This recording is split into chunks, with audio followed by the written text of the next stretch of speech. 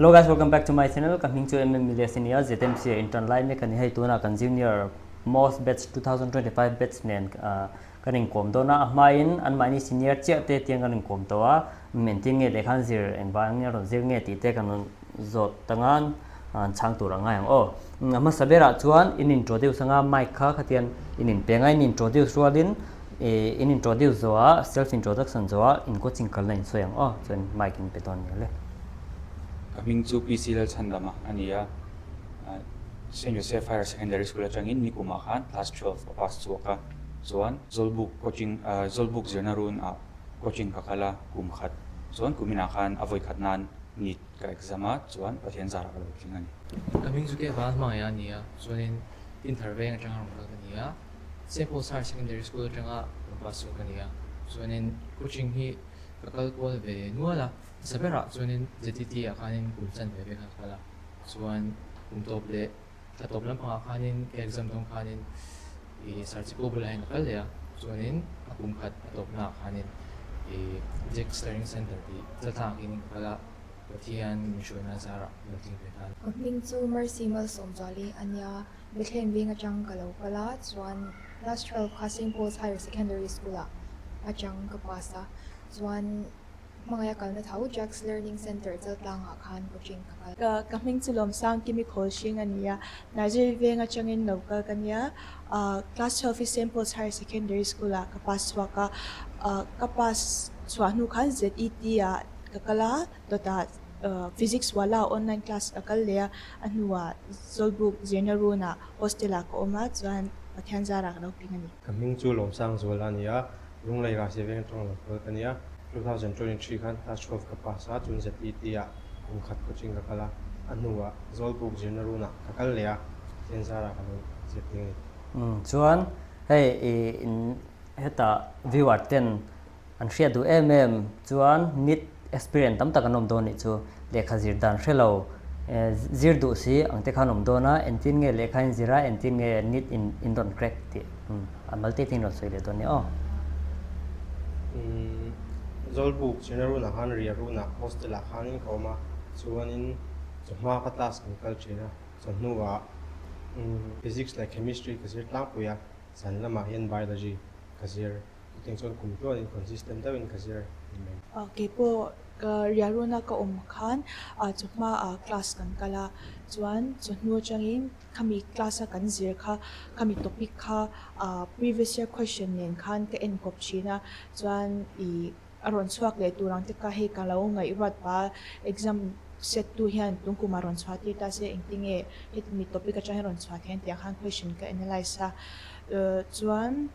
chu ni deuh ber me chuan revision exam tak don nai lampanga khanin mock test ka in pinasa Ki chu tia zirdan va special week ang kha ka nei chang lawa atira chang ka coaching kaltir phata chang khanin hei patop kha ka consistent ma ka zirna apyanga khanin class kangai thacha a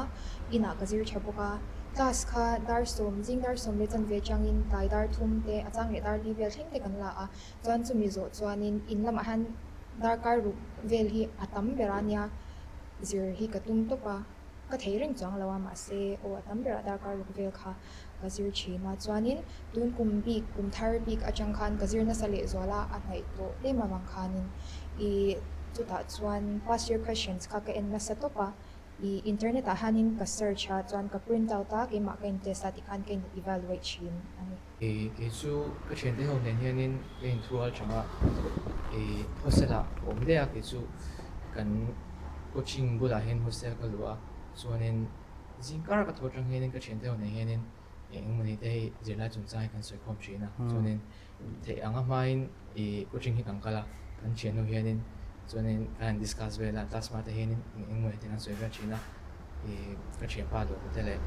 tuna na ting ko ho chawa ran ting e ko be se chuanin ta pa hianin kan choi kham nu lo ka te hianin chen te ho nen hianin kan thiama ang te le kan quiz sa tingai chuanin chadeu pati pakhat chu exam goals ti hi oma tiang website a hianin question bank hlui te le zona thatak tak oma ting ho hi na chang tam tak hi chuan shela chu i no mengwar ve pui tani lo wi sak chu thakop mai kha ka soi tong khan ni kum a class 12 pass ka nia class 12 po kha ka ti cha lova thiam thei bi po ka ni lova e ka MBSC mark tak pe chu mark science a pe ka chon mark so nga le ti vela hang ko ma thiam thei lo de mi ka nia e chuan zolbuk zerna runa khan karonin luta e tharuk khadein ka kalpota ka duanga ka zer thelo wangin hei lomate omna e zolbuk ri arun boys hostel hang kalut vea ta khan tharuk ka oma chuan ka voikhat exam na tia karon thing hal ringot thei ka tin thei nana poimo tak nia ka sia tlem ka lo soi dona e ma sabera chon hostel ka lut ka hlok pui over ke chuan a chan chu i ka kum khatna te nia need voikhat ma le exam lo kha experience nei lo top kania khata khan kum hi kum thum lo chai to te le e khatia an chian te ina anin shil chon le zel enge tips and tricks sang mi kha poimo ti ve lang ringot ko kha e chian ka nga sing go ne ka shet na sa over khatia khan ka hel shet te po ni chuang lo ina ti an thil so ti khatia ka lo shet chong le ka chian te tang khan ta khan i fin tam tak kha i mi dang zara ka dong ve nin ka sia chuan i ka thiam thei lo ka tia ka thiam thei lo ka tia i lekha ka zer hian bio ka zer tar chara chuan bio break a te hian i thok chol top ai chong ka tia chemistry ka zer le a chuan i chemistry le bio break ka tia physics ka zer le chuan te khan bio ka zer le a break ka ti hian subject break ang che te kha nei china a kara subject ang kha no le sam china chu tiang chuan zer ka nga ya chu chang kai ve ka ting ka sia thakop mai to hei anon so ya gan the thei nga tumru na nga masabera chuan tumru na a second a chuan pass year question tro pass year majority in pass year question te khatian in lo en na kha poimo dona chuan third ta chuan friend tenen discussion hi poimo ma kai mani hun la ya po pass year question vel chian ni ta kai MCQ chok anti ta khatiang vel khan chuan tu na ka soi le du pa chu MBBS in ronzir dona first year a exam dona po pass year question tu na in try ang khan in try line zir dan ang khan pass year question kha in lo inge analyze veng chuan next question a chuan MBBS in ronzir ma in katlin chuan inge tlingle tin lo tu ritlem chuan share ve deu thein in chu nang ma ni coaching institute ta te mark ten lo mu tam chuan tro tum chu katling to ngai lo tianga chuan hetian kazir to chuan hetian ka omang feeling khom don ni chu enge MBBS in ronzir a enge in feeling anuamem tingele pani vel khanan in panin chang lo e sum lam pang vela e arsenal te kan nei ve zo wangin e coaching fee te kha alo tom over big lo ne kum khatna tin kha ka tum de bur to pa roommate te ponan sia hostel ho te tuna mi te ka chen te ponan sia kum khatna hen ka tin don ti re ru kha ka zero ve to pa e chuan pathian zara tengan lo tling ve a alomom ka tia nom ka tia heta zerim sia angon pe a chong china po ka chem thei lo wang hian ai pa si chade rim se divel zo ko phak lo pon zerim si a ta chuan mi lo tin tia tin ka chong chai chong tin ka chong chai min chan sa lo mom ka tia an ti kom ne chu atira hanin katling ti kha ka in ring thei lo ya ko hen chuanin ama ka soi mai dei poi mo ka ti lu tu chu tiang kan po sa ti poi mo ka ti over i ma ni to han zir chuanin eng ma hi apal eng kim hi ka ti na apal sang vek thei lo a chuanin nakina i studies te ala tak don tu ti hun ate khanin in chakna che kha to go no chuanin nang ma ni chakna lo khanin pathian rin chanin energy songa chuanin babu te kha injir ma ten injir zo aten in na le tlapanga chuan chu ti to chuanin ka engwa hianin ka exam result ka endon a khanin engma po ka dil ngam to lo ka dil sa to do chuanin dal pa ka lo me ito khanin ka tong try sa chuanin ting ve da lo wa sian sa na ni hi ti ing ka ringa chuanin da lo ve rit pin chuan next question a chuan expectation versus reality in ronzira amain intlinga khan zetem si inge in changdon ti khan thata tiro kadahan expectation te in lo nei ve don in chu nei lo pon nge claim tal chu hetian hetiang khawa omanga hetian an niang a senior te tian an niang a ti vel te nei don ta ro expectation versus reality nge le in panin mai chi panin chang don ni o oh I Gani ang tan chanin hei no pante da changa kan lo dream ve khanya doctor zir MBBS answer hi chu wang chanin kan lo fantasize na sa ve chinan hei doctor zir han hei a feeling excitement kha alo ve chinan ni chu ma se hetia first year han ni me chanin senior te kan han ron na sa ingtin nge in le khazir dan ti te ingtin nge tas in lak dan ti te ne kan ron ve na sa ni chu khata chang khan hei ke ni ina ni fantasy de wa ringlau ro pui de ang chi nom sa de wa zir kha lo ni lawa alo har sat lutuk ataf lutuk ti kha kan han she chawia tun hanin foundation course sa lagal maila khatyang kha hei kan han she thiam chawve ani chu e chu I ka te changa doctor ni cha he kan ya chuan I kalo ngai rat de chin dan chuan hei hospital playlist anga I han nge doctor riau tu khan kai ngai ni chu chuan in hiten an han lu ta nge chu tiang em chu lo ni lo lu tu ka mo I ka be se a phalo chu ka tirang ma se ka be se ang no tak in kan oma thil dang de thil dang de anya I professionalism ana se ma he senior te po ama I pathian zara ke mani aya lo kan batchmate te po ke ni aya kan senior te lo ong ta kha te po ka he in kom nei si ma se za tak si I te angai ti kha kalo shim ya lo wa kalu ma hian chanin kalu nuwa han karon so ka he a cha ka tia I professionalism kan zir kha I ka expectation versus reality chu ka ti lo mas expectation and reality chuan senior next question na ta no senior ron soi ta ka chuan senior te an felem an scary em ragging om zetem sia medical college hian thak pin kan she dan in ragging an sa ti kan che china am dang ate amar chu zetem si chu kan lu chi khan ragging kha an lo ngai poi mo em an lo bur ania ragging chueng ma lo to pa chuan in senior ten mian koma introduction tem nei bira an fel rules nge takha lawa inza thiam kha ngai poi mo respect kha inda poi mo senior ate chuan an lom lo an fel mo an lom mo le nang chui chang to nga ngai la ron soi to next le nge senior ten film an lom okay chu an fel hi ka tilu tu ka ke ma hei I ragging chu lo ta ma se hei lo ve deuh tur anga khanin ka lo ngai chin chu ma se an fel ka ti top min brief anga te po hei unfriendly I thiam lo chan chumi lo zo don ya min ti te hi an ve ngai to chu wang chan an fel ka ti le same question ta ko epoka unthara kanon kala bang hianin rukte joy ko jamu ve de ma se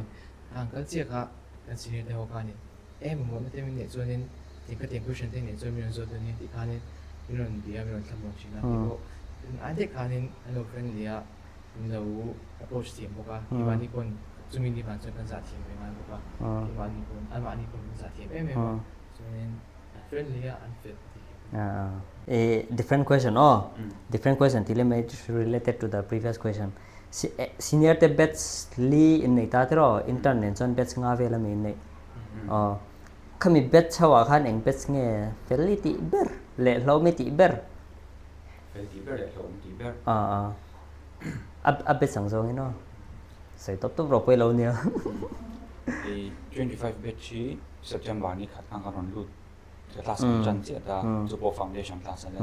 senior ne na introduction hi kan lang over lo va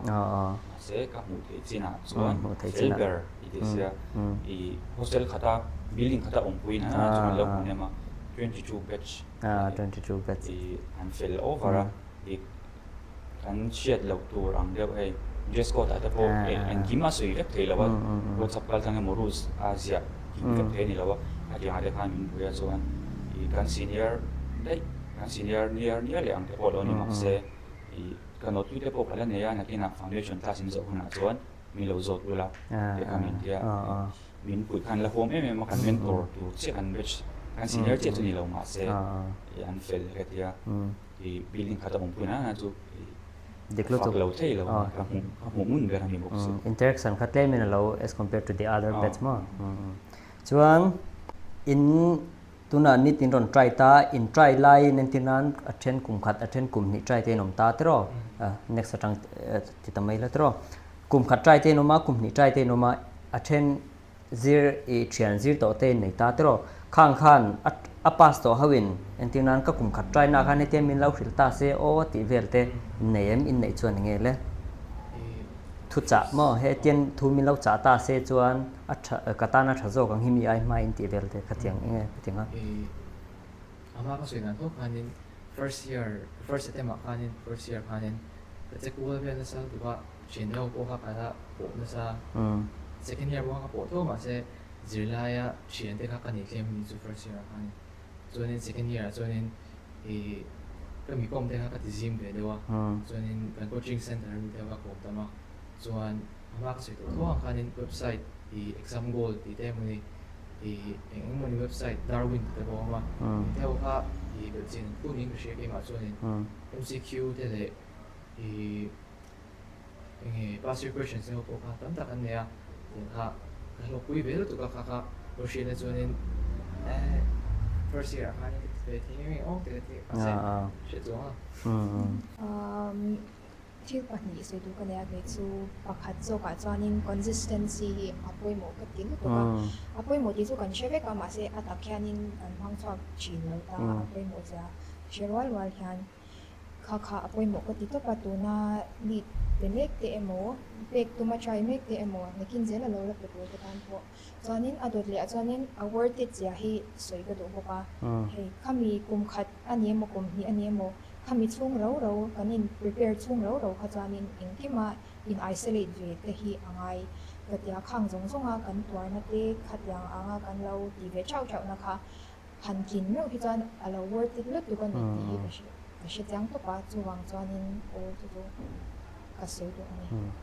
Okay, chu ama sabera chuan previous year question hi soi top thelawa acha ka ti a I phone na te po download nei the ten om ta ki textbook le khabu te po in le in classroom chung te la ka in classroom pon in internet la ma te le app phone na app pa te hianin a le ange a clonin mo a download top the ka o free kan download the top ta ka acha ka ti lu tu ka chuan panina chuan in khung shan ngam hi acha ka tia inge coach ne khota nga pui lo in hang chin la kum khat tal kha in khung shan kha achul a angai ka ti lu tu ka mi thiaman tam tua exam te po nuai chuang kan exam khata a filor ni don chuan midang ti ngai lo midang ina an sacrifice ngam lo kan sacrifice ngam kha ngai ka tia hostela om hi tha ka ti lu tu ka zirba khati tu kha om lo ni chu chuan ma chu ba ka PGI po hen hostel hi tha ka ti chuan chu PGI chuan phone te kan mani ta phone hai distraction om ti ta ni chu ma lo ka phone mangin eno thil download the ti chu sei thona chungin in sun the kha har save ta ma se khatyang har san ne ta chuan le nge buai chung kwai che thol ni ho dan phe chuanin hostel om khatal chu in shake kha acha ka ti chu one different question they on MBBS nang ni ma chong sei to thawa MBBS chu tun lai nga chuan engpak mani to lo ta speciality zir tum kha ni ta tro speciality lo zir don ta la in la zir chuang lo chu enge imai na enge ni du eng speciality nge ni du kan zero huna ka ngai to chapang ya kan decide ni lo ta specialty chu mai ro chu ni ai movies te kan en ve ya medical lampang te ni general surgery fata per shi tu na chuan surgeon ma ke chu ke po kum ni kala nei lo to pa ma se Mizoram ma kom don ni chuan Mizoram na kan na nei lo specialty zir ka do theater ke po chumi chu kazir don ti hi kala soi lawa kala nei lo pa ma se ka chak ve de uchin chu neurology lampang hi interesting ka ya ka hey kazir chak chu psychiatry interesting ka ti over mental health le pa le kar hai ti soi ngam lo te chen te me apo le chen pa me apo nai chu mi ta me te hi anu ta ko hei awareness te le yang